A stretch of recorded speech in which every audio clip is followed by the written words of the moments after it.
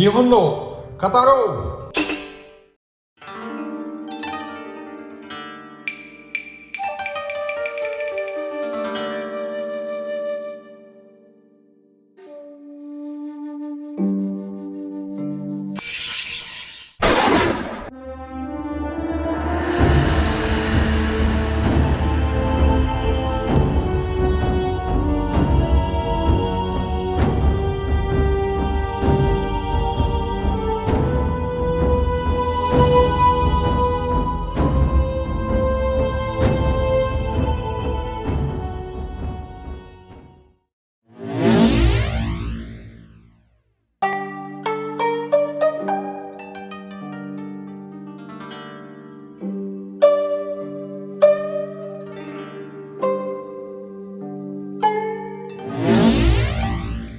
Sahabat senpai, Duta Besar Jepang Kenji Kanasugi belum lama ini telah menayangkan sebuah tulisan yang amat menarik di harian Kompas, tepatnya pada tanggal 20 Oktober yang baru lalu.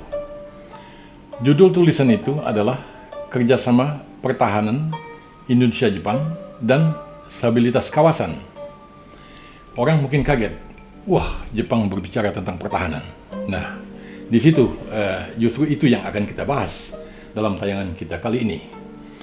Nah, dalam tulisan itu, Dubes Kanasugi jelas mengatakan dan stabilitas kawasan. Maka jelas bagi kita bahwa tulisan itu tujuannya adalah konstruktif, yaitu demi stabilitas kawasan. Nah, saya kemudian karena merasa amat tertarik, maka saya menyambut tulisan Dubes Kanasugi dengan juga sebuah tulisan yang juga muncul di harian yang sama, yaitu di harian Kompas. Tulisan saya terbit pada tanggal 10 November, bertepatan dengan Hari Pahlawan kemarin. Nah, judul tulisan yang saya buat itu adalah Paradigma Baru Pertahanan. Jadi, ibarat peribahasa, ini seperti gayung yang bersambut. Nah, secara kebetulan, saya dan Dubes Kanasugi itu berkawan dekat. Usia kami pun juga berbeda sedikit. Saya lahir sekitar 3-4 bulan lebih awal dari Dubes Kanasugi. Nah, kita berkawan. Beliau tamatan Hitotsubashi University, pernah juga kuliah di Australia. Sehingga dengan begitu tidak ada hambatan bahasa. Mau bahasa Inggris, bahasa Jepang, kita dua-duanya saling oke. Saya sering bertemu dengan beliau. Dulu beliau pun juga mengundang saya pada saat beliau baru saja menjadi duta besar di Indonesia ini. Banyaklah kemudian aktivitas bersama yang kami lakukan sebagai kawan. Beliau pun mengundang saya ke rumahnya. Lalu kami pun juga melakukan kegiatan sosial, antara lain misalnya menanam mangrove ya di Pantai Indah Kapuk kemarin itu bersama Aeon Supermarket. Lalu juga kami bersama-sama memikul omikoshi, ya, arak-arakan Jepang dalam festival Jakarta Japan Matsuri yang baru saja berlangsung beberapa bulan yang lalu.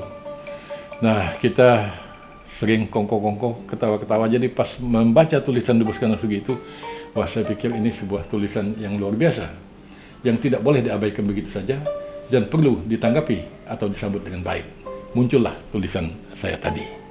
Tulisan tersebut, jika kita kaitkan dengan KTT G20 di Bali yang baru saja usai, maka akan terlihat jelas bagaimana relevansi tulisan itu terhadap situasi yang berkembang saat ini. Kita menyaksikan misalnya di KTT G20 di Bali itu, bagaimana Joe Biden dan Xi Jinping, dua bintang dalam acara itu. Kebetulan Pak Putin tidak hadir, jadi kedua tokoh itulah yang tampil. Nah, mereka menjadi sorotan media. Ya, tentu sebagiannya itu karena dua negara itu adalah negara besar. Tapi masalahnya tidak hanya di situ. Kedua negara besar itu juga mempunyai permasalahan yang besar. Nah, seperti diberitakan oleh media massa, Biden dan Xi Jinping itu melakukan pertemuan bilateral di sebuah hotel di Nusa Dua Bali itu selama 3,5 jam. Menurut media, banyak sekali isu-isu yang dibicarakan. Nah, tetapi ada beberapa yang penting yang ingin saya garis bawahi di sini. Pertama adalah isu tentang Taiwan. Kita mungkin masih ingat bahwa bulan Agustus kemarin, Ketua Parlemen Amerika Serikat Nancy Pelosi berkunjung ke Taiwan. Wah, sempat gaduh, sempat ribut. Cina pun segera menjawab kunjungan Pelosi ke Taiwan itu dengan latihan tempur dalam skala yang cukup besar di perairan Taiwan. Jadi Cina mungkin mau mengatakan dengan latihan tempur itu bahwa Tiongkok tidak sudi, dan Taiwan jangan coba-coba. Mungkin itu pesan yang ada di balik latihan tempur itu. Nah, tapi kemarin waktu dalam pertemuan di Bali itu, pertemuan bilateral itu maksud saya, keduanya, kata media massa, tersenyum semeringah, ya, di depan kamera, tampak cerah, bagus, dan ya demikianlah gambarannya ada. Xi Jinping dan Joe Biden sepakat mengatakan bahwa kami tidak ingin adanya perang dingin yang baru. Hal itu terutama sekali ditegaskan oleh Biden. Tidak hanya itu, Biden juga mengatakan bahwa selama ini Amerika masih tetap memegang prinsip One China Policy, kebijakan hanya satu Cina. Jadi tidak dua Cina, dalam arti kata Amerika tidak mengakui kemerdekaan Taiwan. Karena kalau Taiwan merdeka berarti kan ada two China. Nah, bagi saya sebenarnya kata-kata Biden itu perlu dicermati karena dia mengatakan selama ini. Nah, pertanyaan saya, selama yang akan datang bagaimana? Ini kan sebuah question bagi kita. Ke depan bagaimana? Inilah diplomasi. Gaya bahasa kadang-kadang bisa sebuah kalimat itu mengandung makna yang bersayap. Jadi One China Policy, dan tidak ingin adanya perang dingin yang baru. Nah, tapi itu kan di di atas meja. Di lapangan bagaimana? Tadi saya sudah mengatakan Agustus kemarin, ya, Ibu Pelosi, ya, Nancy Pelosi berkunjung ke Taiwan. Tapi masih ada lanjutannya. Bulan Oktober kemarin, Amerika menyatakan menghentikan ekspor semikonduktor ke Tiongkok. Apa maknanya? Nah, beberapa sumber menyebutkan ya itu merupakan langkah Amerika Serikat untuk menekan atau mengurangi lajunya pertumbuhan Cina sebagai negara yang semakin besar. Dengan kata lain dapat dikatakan itu upaya Amerika untuk katakanlah mengerem kedikdayaan Tiongkok di pentas internasional dan terutama sekali adalah di pentas ekonomi. Di lapangannya begitu. Tadi di Bali bagus-bagus. Tidak hanya itu. Ini menarik kita catat bahwa Amerika juga diam-diam itu pada tanggal 24 bulan sekarang ini, boleh dikatakan mungkin sekitar 1 minggu sejak pertemuan di Bali itu, Wakil Presiden Amerika Serikat Kamala Harris diberitakan oleh media massa akan berkunjung ke Palau. Nah, ini cerita lain. Tadi kan di meja bagus-bagus kan. Nah, tetapi pas di lapangannya bagaimana? Ya, kita tahu bahwa Palau itu memang bukan daerah sengketa. Palau adalah sebuah negara merdeka. Kalau saya tidak salah, Palau itu merdeka pada tahun 1994. Ya, sebuah negara yang sebenarnya dekat sekali dengan wilayah kita. Nah, Palau itu kalau dilihat dari geografis kita, itu posisinya itu sekitar 200 km dari Provinsi Papua Barat, atau 255 km di sebelah timur Provinsi Maluku Utara. Kalau dari Filipina, jaraknya itu sekitar 500 kilo. Nah, apa makna ini? makna kunjungan ke Palau itu. Orang mungkin akan canda, penting banget gak sih Kamala Harris pergi ke Palau itu? Nah, kita tentu akan berpikir kalau tidak ada apa-apanya, tidak mungkinlah kok Amerika mengutus orang nomor 2-nya ke Palau, sebuah negara yang penduduknya hanya berjumlah 18.000 jiwa. Nah, pulau kecil, saya lihat di peta itu mirip-mirip dengan Raja Ampat, ya, pulau yang cantik, yang indah, mungkin banyak resort di sana. Tetapi tentu Kamala Harris bukan mau pergi ke resort lalu bersantai-santai di sana. Tujuan dari kunjungan situ jelas, minimal Cina mungkin akan menjadi sakit gigi atau sakit kepala. Tapi mau protes ya apa yang diproteskan. Palau adalah sebuah negara merdeka dan itu hak Amerika. Nah, tetapi secara diplomatik itu kan Amerika sebenarnya secara diplomatik, maksud saya Amerika sebenarnya ingin mengatakan ke Cina atau ke Tiongkok, "Woi, kami ada di sini loh, dekat loh ke Laut Cina Selatan itu, khususnya ke Kepulauan Spratly yang menjadi daerah sengketa." Nah, tidak hanya itu, dalam masa yang lama itu Palau itu memang mempunyai hubungan khusus dengan Amerika Serikat. Kita mencatat misalnya bahwa mata uang yang digunakan di Palau itu pun juga itu adalah US dollar. Jadi mirip seperti Timur Timur. Mata uang adalah mata uang Amerika Serikat yang dipakai di Palau itu. Nah, ini kan jelas kalau tidak ada sesuatu, ya tentu tidak akan mungkin Amerika akan memberikan privilege semacam itu. Apakah Amerika akan mempunyai keuntungan secara ekonomi dari Palau itu? Saya rasa tidak. Tujuannya itu adalah tentu keuntungan dari segi militer. Nah, jadi kalau kita melihat keadaan itu, maka apa yang terjadi di Bali dan apa yang terjadi di lapangan sebenarnya itu jauh sekali berbeda. Kalau kita melihat apa yang ada di meja pada saat Biden ketemu dengan Xi Jinping, ya kita bisa mengatakan, oh ternyata Amerika dan Tiongkok dalam keadaan baik-baik saja. Nah, tapi kalau kita melihat keadaan di lapangan, baik cerita semikonduktor tadi, kunjungan ke Palau, dan mungkin juga lain-lainnya, maka jelas bahwa sesungguhnya hubungan antara Amerika dan Tiongkok tidak dalam keadaan baik-baik saja. Nah, itu yang kita pantas garis bawahi.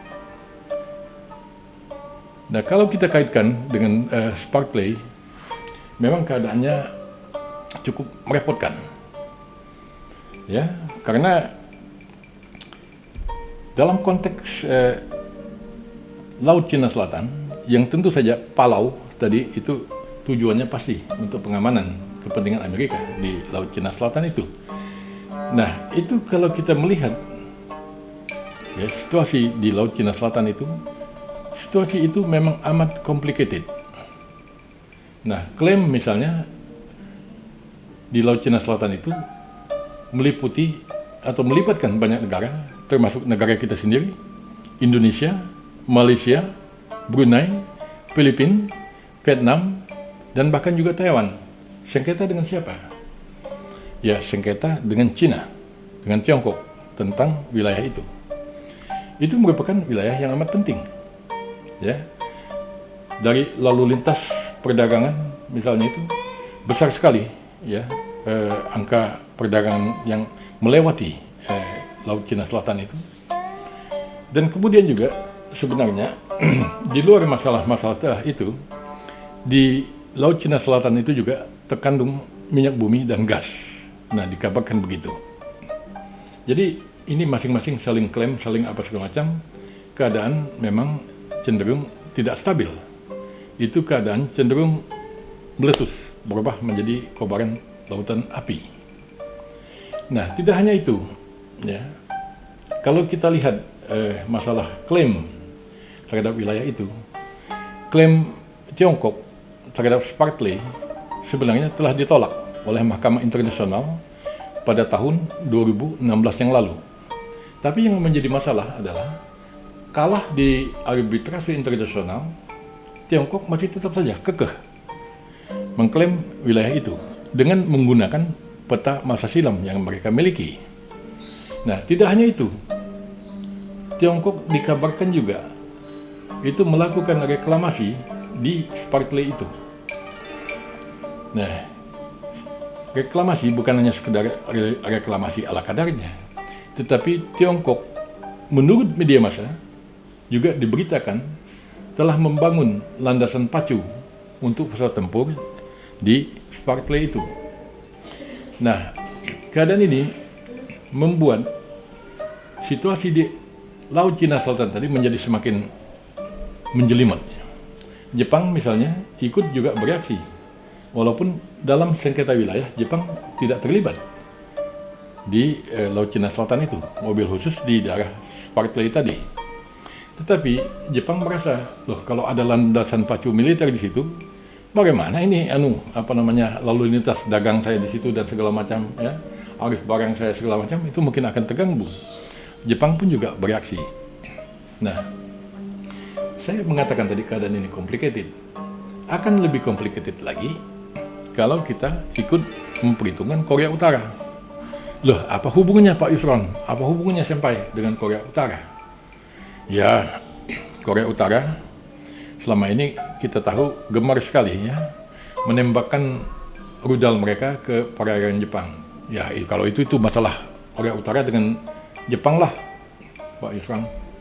Tapi pantas dicatat bahwa rudal Korea Utara itu dari jarak jelajahnya itu, menurut kembali Duta Besar Jepang Kanasugi, itu bisa sampai ke Pulau Kalimantan.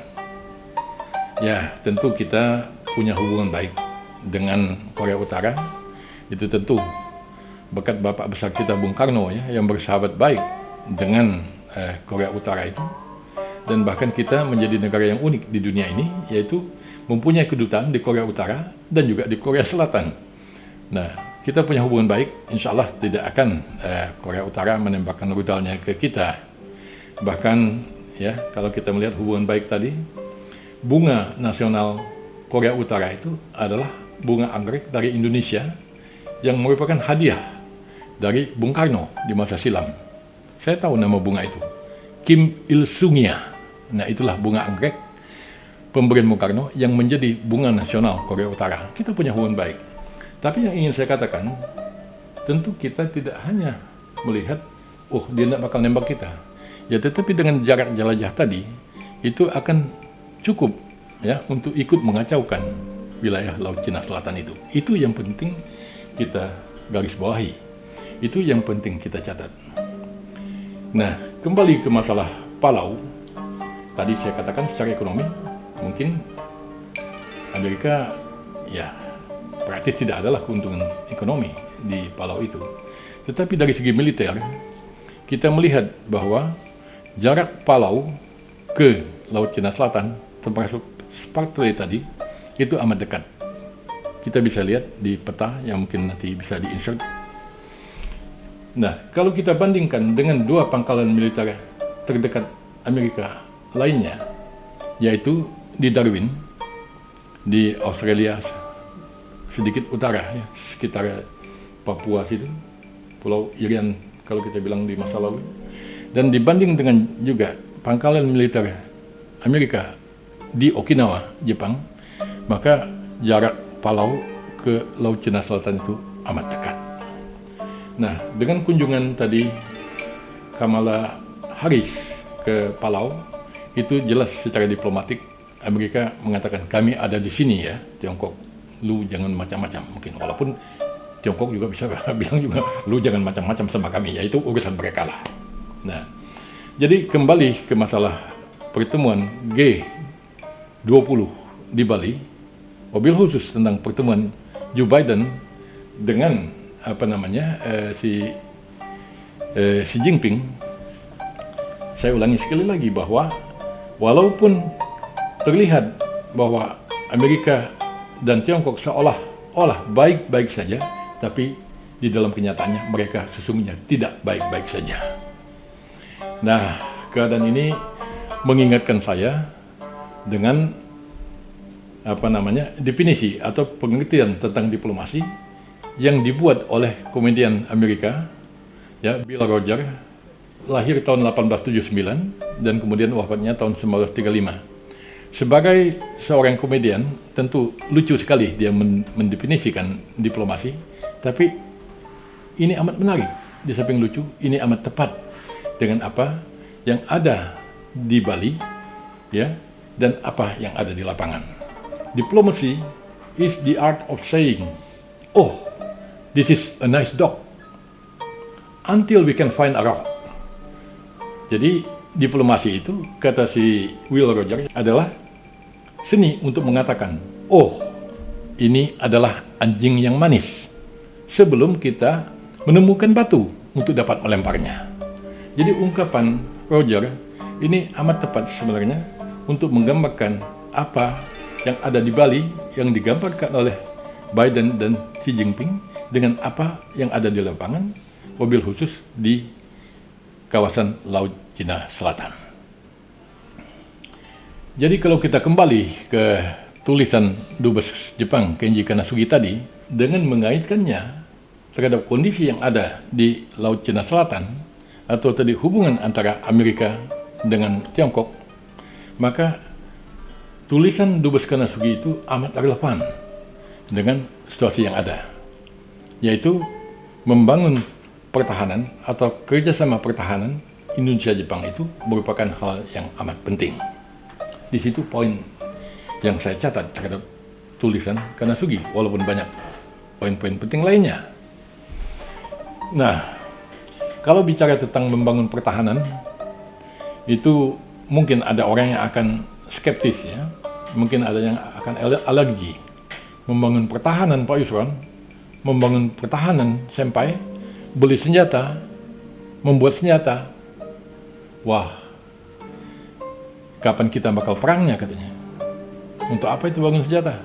Nah, pertanyaan semacam ini sebenarnya telah sering dilontarkan terhadap saya pada saat saya masih di Komisi 1, ya, sebagai Deputi Komisi 1 bidang pertahanan. Itu tahun 2004-2009. Banyak yang nanya, beli senjata, bikin senjata, kapan perangnya?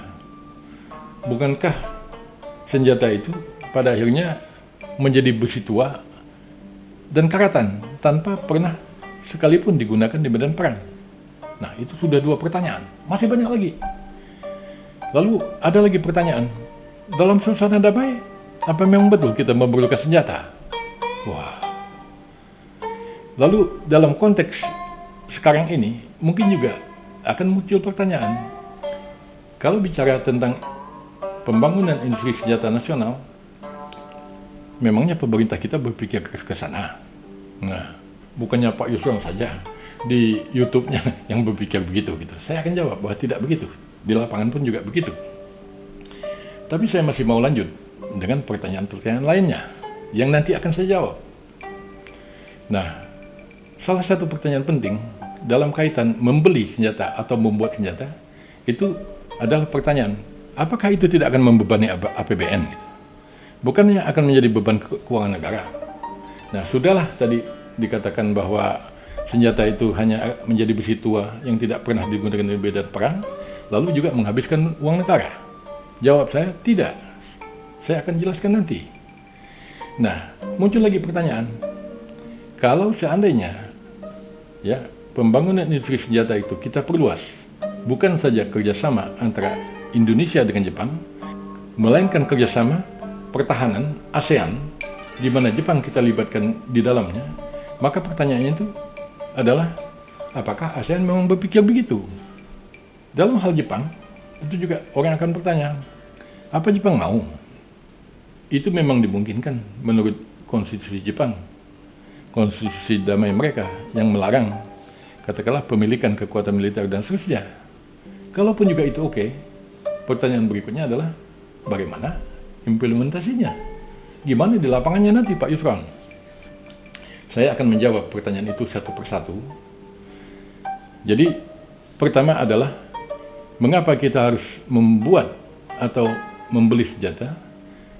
Maka relevan saya rasa apabila kita merujuk kepada apa yang dikatakan oleh orang-orang Romawi pada masa silam.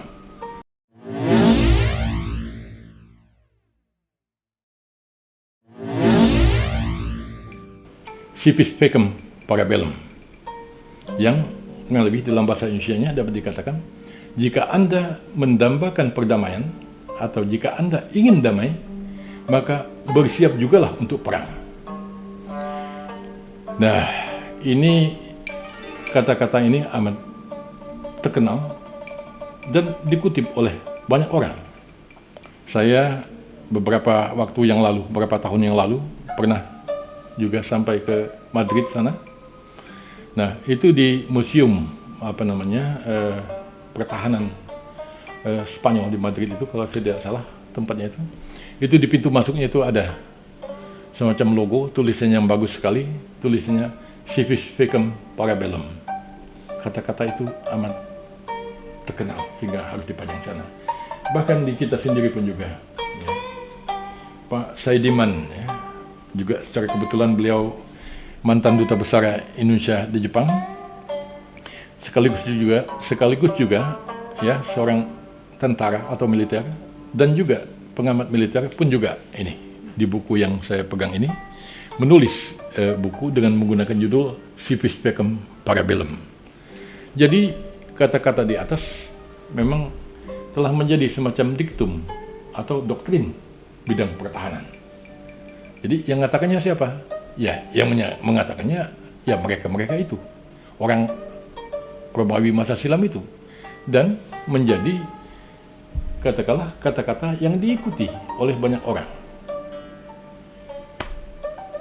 Sebenarnya kalau kita melihat tentang katakanlah sifat dari manusia itu,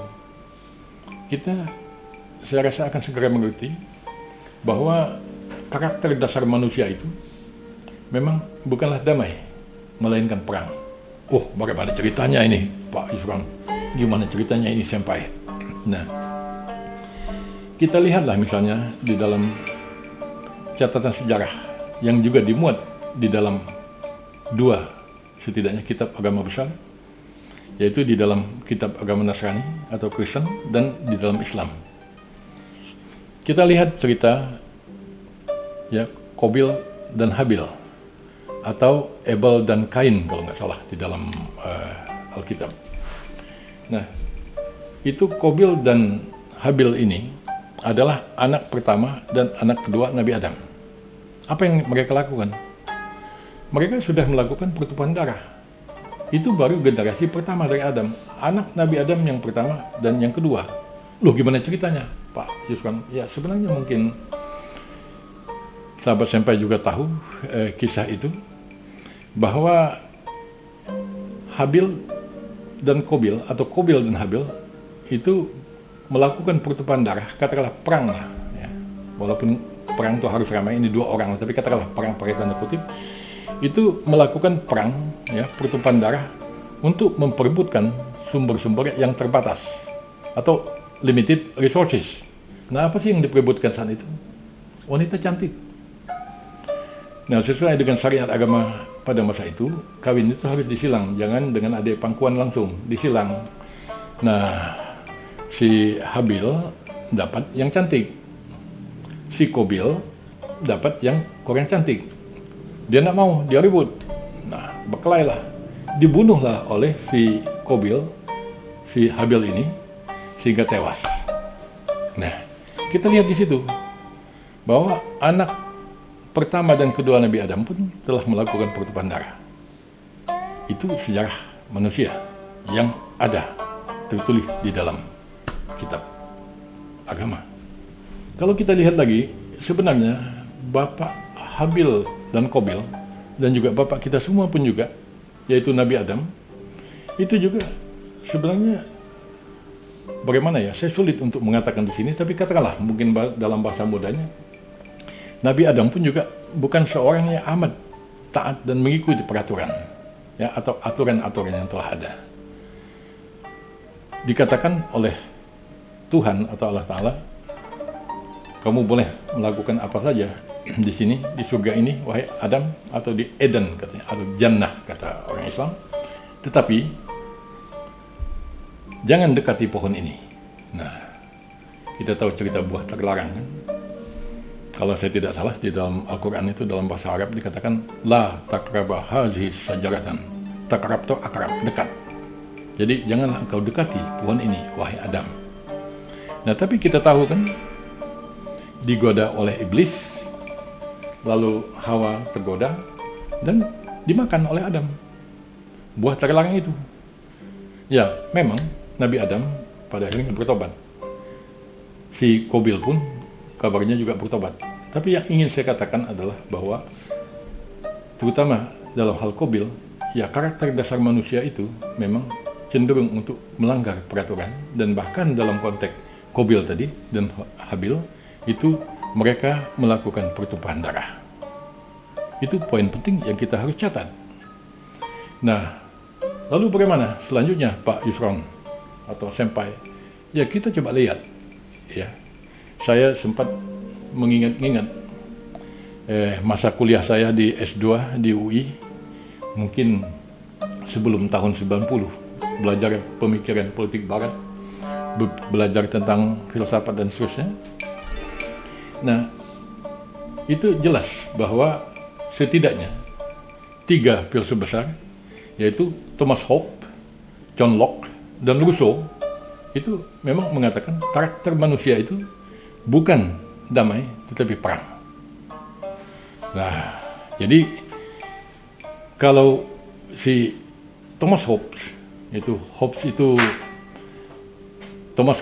lahir pada tahun 1588 dan meninggal pada tahun 1679 kalau nggak salah, mengatakan bahwa the natural condition of mankind is a state of war. Jadi kondisi alami manusia itu adalah kondisi dalam keadaan perang, bukan dalam keadaan damai. Nah, jadi saya kira ini semakin jelas bahwa itulah keadaan manusia, dan dengan itu kita bisa mencatat bahwa damai itu sesungguhnya bukanlah sesuatu yang bersifat given, bukan sesuatu yang inherent, atau bahkan bukanlah sesuatu yang jatuh dari langit, melainkan damai itu adalah sesuatu yang diciptakan, yang dibuat oleh manusia. Ya, dengan kata lain, damai itu adalah sebuah pencapaian oleh manusia. Nah, kalau begitu, damai tentu harus dijaga, harus ditegakkan, harus dikawal dengan senjata. Damai barangkali harus diletakkan di ujung bedil, di ujung sangkur, dan dengan sejumlah alat pertahanan lainnya. Karena kalau tidak, bahkan tadi Thomas Hobbes mengatakan, apabila manusia itu memiliki kebebasan yang tidak terbatas, maka dunia ini akan chaos dan akan terjadi peperangan. Jadi harus dibatasi, harus dijaga. Dengan apa? Dengan senjata. Nah, dari keadaan ini saya dapat mengatakan bahwa not only in peace, in war, we also need weapons. Tidak hanya di dalam masa perang, di dalam masa damai pun kita memerlukan senjata. Atau dalam bahasa yang lebih singkat, tidak hanya perang, damai pun memerlukan senjata. Nah, itu merupakan logika-logika yang berdasari tentang pentingnya kita memiliki kekuatan pertahanan dan juga termasuk membangun industri pertahanan. Kembali tentang karakter alam semesta ini. Tadi saya sudah bercerita tentang manusia, ya, tentang Qabil dan Habil, sudah mengutip juga filsuf-filsuf dan seterusnya.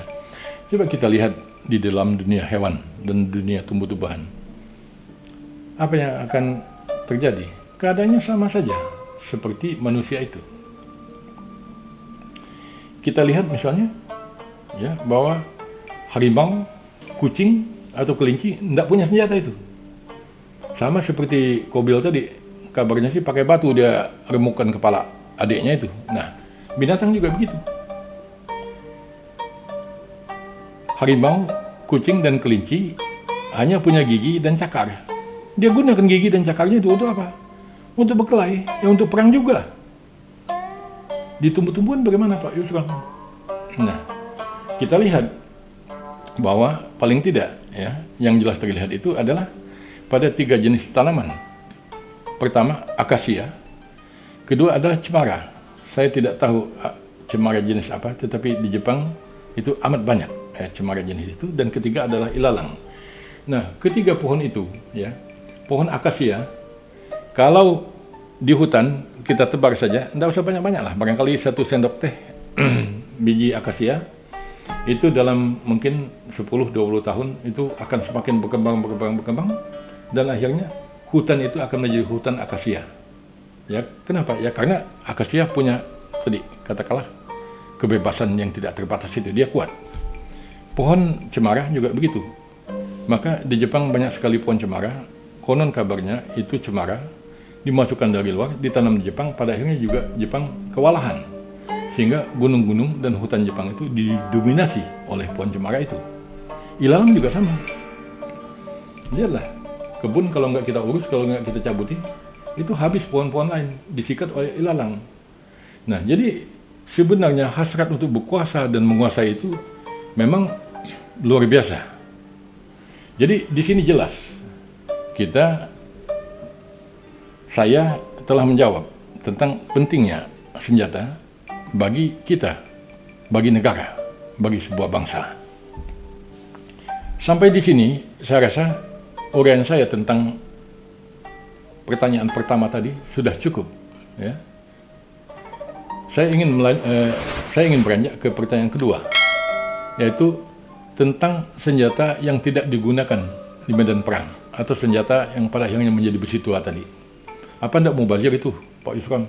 Apa tidak mubazir itu sampai sia-sia kan, katanya kan? Nah, dalam menjawab pertanyaan ini, saya sekaligus juga ingin merangkum pertanyaan ketiga, alias sekaligus menjawab pertanyaan ketiga, yaitu tentang fungsi senjata selain untuk perang. Nah, kalau tidak perang, untuk apa sih gitu? Nah, saya akan menjelaskan di sini. Setidaknya ada 4 fungsi senjata di luar untuk perang itu. Fungsi yang pertama itu adalah fungsi sebagai deteran.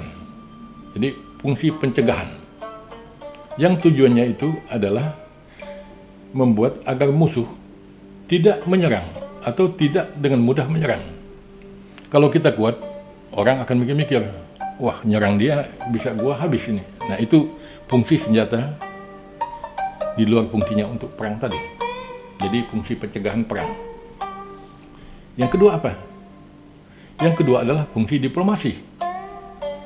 Karena dalam pendapat saya, dan saya telah menulis ini di dalam biografi politik saya yang terbit pada tahun 2009 di penghujung berakhirnya masa jabatan saya di DPR, bahwa diplomasi yang kuat itu haruslah ditopang oleh kekuatan senjata. Nah, lalu apa fungsi lain dari senjata selain untuk perang tadi?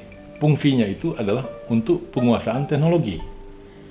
Yaitu jangan sampai prajurit kita gaptek, nggak ngerti senjata, cuman taunya senapang kocok itu kan, orang udah pakai rudal para macam, kita nggak beli senjata.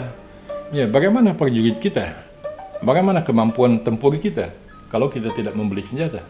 Jadi tidak digunakan di medan perang pun itu tadi dalam hal kemampuan teknologi atau penguasaan teknologi, senjata akan berperan, yaitu untuk membuat para prajurit kita tetap update di dalam masalah persenjataan.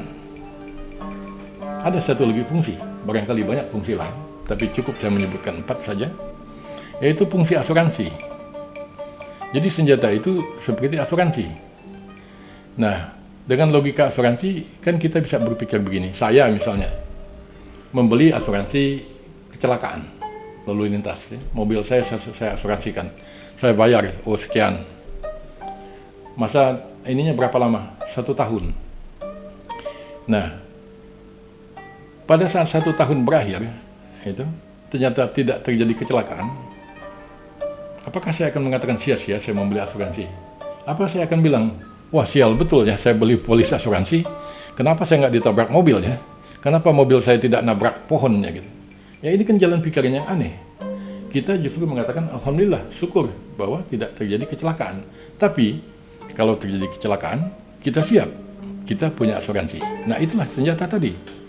Kalau seandainya terjadi perang, kita siap.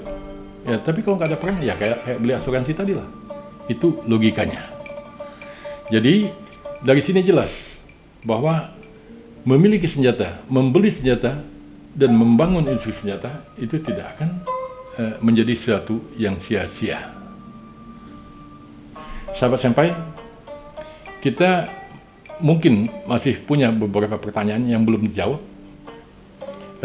Tapi bahasan kali ini saya rasa sudah cukup panjang, sehingga mungkin saya harus mengakhirinya, ya. Dan kita akan menyambungnya, menjawab pertanyaan-pertanyaan yang belum dijawab di dalam sesi berikutnya. Nah, dalam mengakhiri tayangan kali ini atau bahasan kali ini, saya ingin menutupnya dengan kembali lagi ungkapan dalam bahasa Latin yang amat terkenal, yang berguna barangkali untuk mengukuhkan atau mematerikan apa yang telah saya katakan tadi, yang berkaitan dengan senjata, perang, dan damai. Nah, apa kata-kata itu? Dalam bahasa Latin dikatakan, Homo homini lupus, bellum hominium contra omnes. Jadi manusia itu adalah serigala bagi manusia, perang segala melawan semuanya. Itulah kodrat manusia, sehingga dengan itu kita mengatakan bahwa senjata itu memang diperlukan oleh sebuah bangsa, oleh sebuah negara. Saya rasa kita cukupkan di sini dulu, nanti kita akan sambung dalam sesi berikutnya. Soredewa, mata, aimashou.